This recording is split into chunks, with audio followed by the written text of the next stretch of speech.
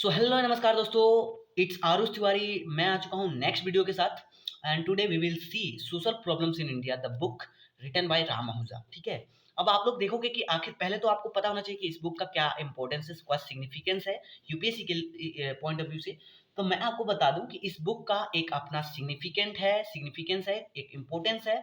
और वो इतना है कि मैं आपको कुछ कह नहीं सकता, क्योंकि इसमें देखिए globalisation, poverty, corruption, tribal unrest, मतलब बहुत सारे ऐसे चैप्टर्स हैं जो हम लोगों को मेंस के पॉइंट ऑफ व्यू से हमारे लिए काफ़ी हेल्पफुल हो सकते हैं। तो अब मैं आपको अपने बारे में थोड़ा सा बताता हूँ। I am an UPSC aspirant preparing from 2000 mid of 2019, and from there, from it has been roughly 4 years. Whatever knowledge I gained, whatever knowledge I have, the bad and the good experiences, whatever I have, I am going to reveal on this platform. So be patient.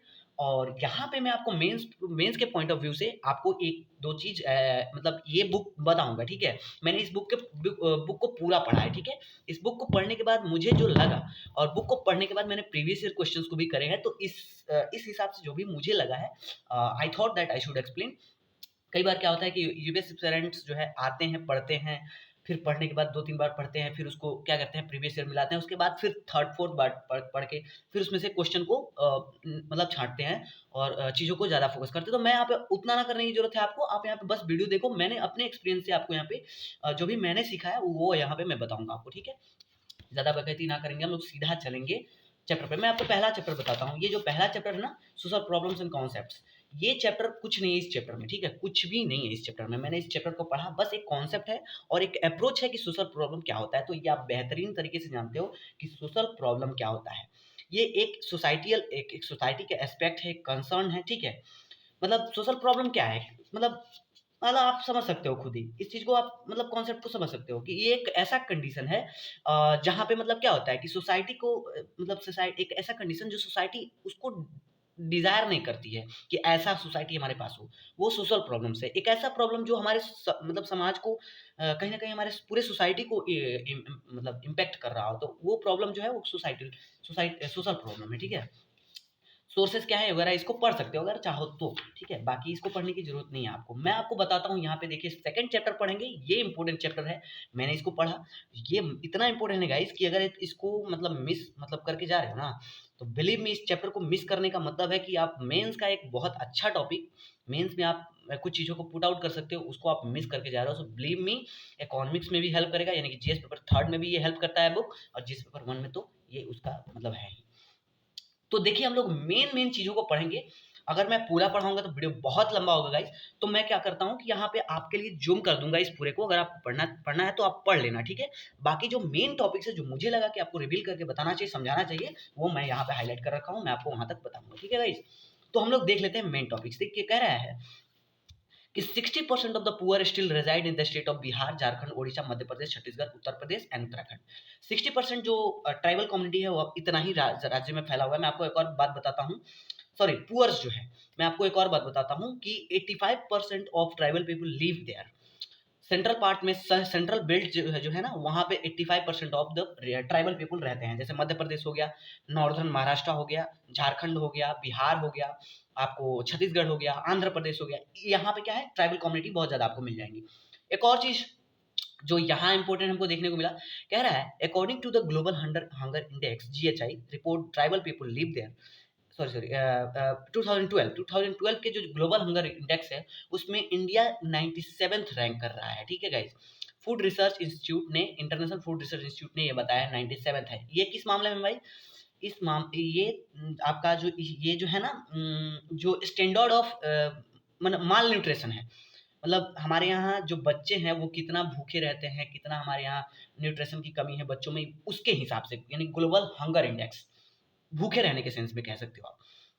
अब चलिए हम लोग अगला देखते हैं। देखिए guys कह रहा है 30 years ago India was home to 1/5 of the world's poor, but now it is the home of to 1/3 of the poor people. देखिए आज से 30 साल पहले इंडिया में केवल 1/5 पुअर रहते थे। आज इंडिया में 1/3 पुअर पॉपुलेशन है वर्ल्ड का। टोटल पुअर्स का जो टोटल पुअर है अपने वर्ल्ड में, उसका 1/3 इंडिया में है। आप देख सकते हो कि पहले से हमारे यहाँ पुअर्स बढ़े हैं। ठीक है गाइस, कह रहा है 6.5 crore Indians live in extreme poverty. यानी कि 6 करोड़ और 50 लाख लोग आज भी एक्सट्रीम पॉवर्टी में रहते हैं गाइज, और ये 4.9% यानी 4.9% टोटल पॉपुलेशन के कंप्राइज करते हैं, यानी कि 6.5 करोड़ इंडियंस यानी या फिर 4.9% इंडियंस आज भी एक्सट्रीम पॉवर्टी को महसूस कर रहे हैं। अगला कह रहा है गाइज कि about 41.6 Indian escape poverty every second. हालांकि खुशी की बात यह है कि 41.6 इंडियन आज भी हर सेकंड गरीबी से बाहर निकल रहे हैं, आप कह सकते हो। India is on the track to eradicate extreme poverty by 2030। 2030 तक इंडिया कहीं ना कहीं पॉवर्टी को पूरा इरेडिकेट करने के फिराक में है।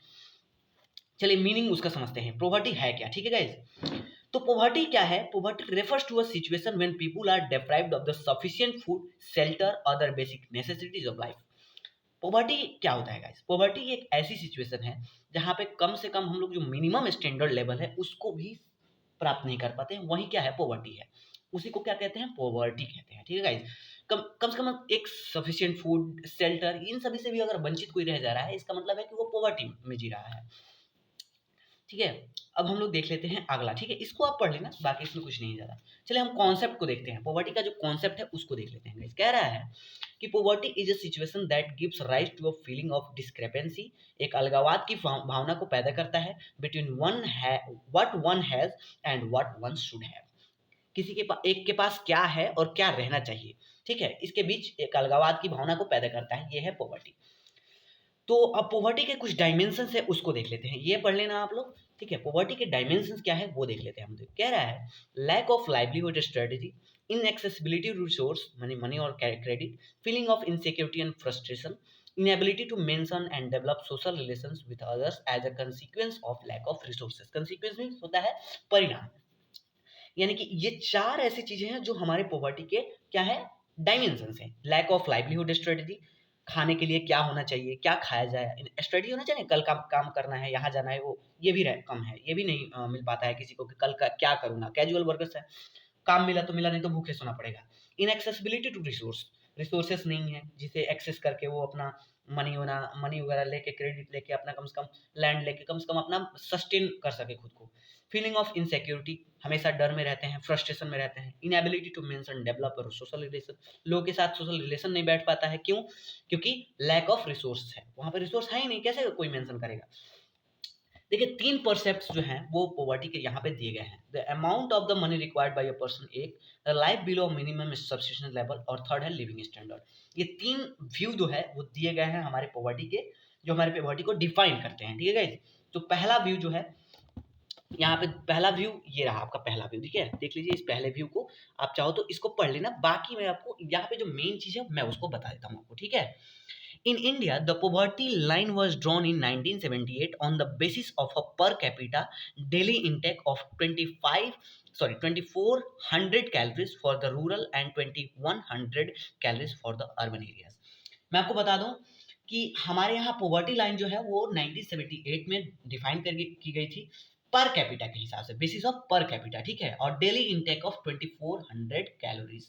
अगर कोई आदमी 2400 कैलोरीज पर डे कंज्यूम कर रहा है अगर वो रूरल इंडिया में, तो वो पॉवर्टी के लाइन में आता है। और अगर कोई 2100 कैलोरीज पर ईच कर रहा है, वो अर्बन एरिया में है, तो वो भी पॉवर्टी के ही रूप में समझा जाता है, ठीक है गाइस।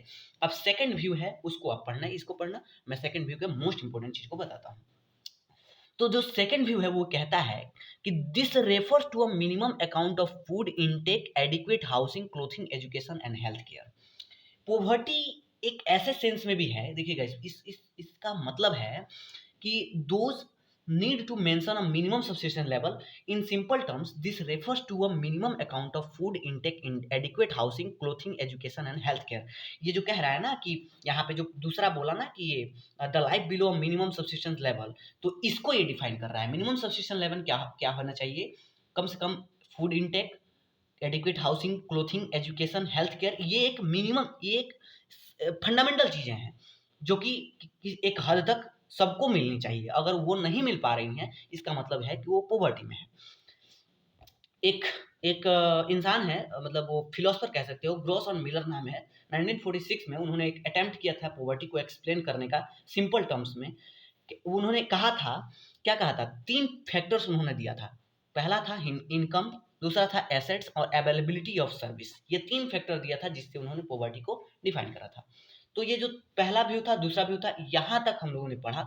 अब कोशिश ये रहेगा कि थर्ड व्यू को कल बताऊँ और हम लोग ऐसे ही पार्ट वाइज़ करके अपना चैप्टर खत्म करेंगे। Thank you so much guys, हम लोग कल मिलते हैं। Thank you so much.